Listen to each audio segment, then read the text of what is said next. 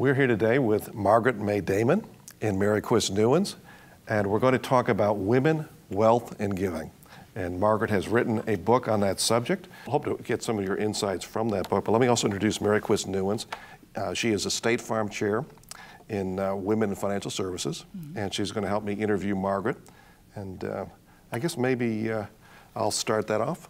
Sounds okay. Great. Yep. Margaret, why is there so much interest today in women as philanthropists? Why is that such a hot topic? Is that something new? Phil, it's not really new. I mean, we're half of the universe. We're 50% of the population, if not more.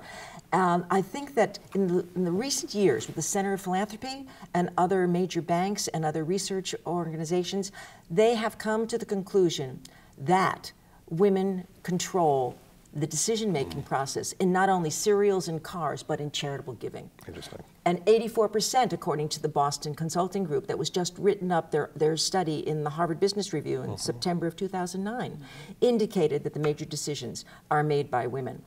So not only have we always been nurturing and been caring and using the social skills we have, but now we're using the power of the purse. And how has that changed in the last 20 or 30 years, the women's role?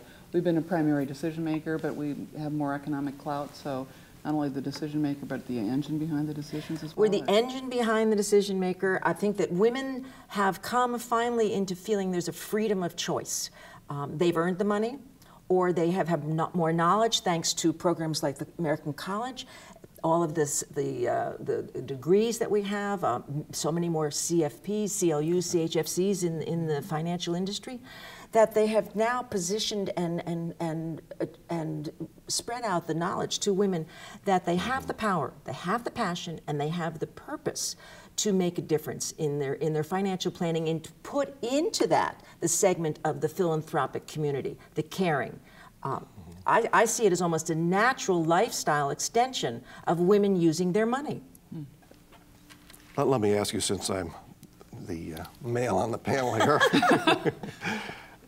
is a women's market just for women? I mean, is it really, what is the man's role, if the man is watching the program, what is the man's role in the women wealth and giving? Oh my gosh, Phil. The man's role has always been that of being the partner and having the ability to actually share ideas with the woman. Now, it's come to the point that, well, let me put it this way.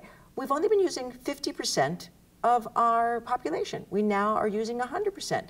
So men and women coming together, men can teach so much to the woman, but also men can listen. And I think the man's role is to be more of a listener in this decade than a talker, and to just understand that there's another perspective out there and to be open to it. And men are doing that.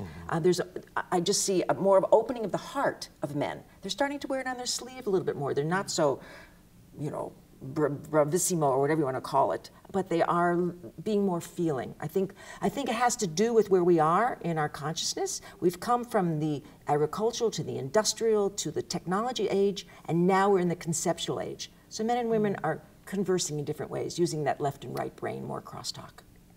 Okay, thanks. And how do advisors of either gender, so we're talking, our audience today is those who are advising women and men, but let's say I'm an advisor of either gender and I'm really wanting to work more efficiently with women and talk about wealth, power, and influence. How do I go about that? I think you go about it by speaking female. And what I mean by that is to using words that have sort of a softness to it with a strength behind it. Let me just tell you about an experience I just had. When you think about how strong words are, I was just with a major financial institution, and we had the man and we had the woman speaking about financial planning and how it was going to develop into their organization. When the man was speaking, he said, let's disarm our clients through the financial planning process. And when the woman was speaking, she said, let's engage the client in the financial planning process. So I think that men and women both can work very successfully with the women's wealth and giving market, which is not a niche market, it is the market, because what's good for women is good for men. And so let's look about more speaking female and more of using that 10%, 90% rule You know that from financial planning. You're going to listen 90% and only talk 10%. And the secret to good conversation is asking quality questions and then listening. Right. So what I'm hearing you say is there is a difference in terms of how we communicate. We just need to embrace that difference. Embrace it, and it is a learned skill for both men and women. Let's say we certainly have some inner wealth within us that we are nurturers and we are natural in the way that we communicate. But you know what? We all have to learn more, and we all have to listen more, and we all have to be more sensitive. We're here today talking about women, wealth, and giving, and we'll be back with the next segment.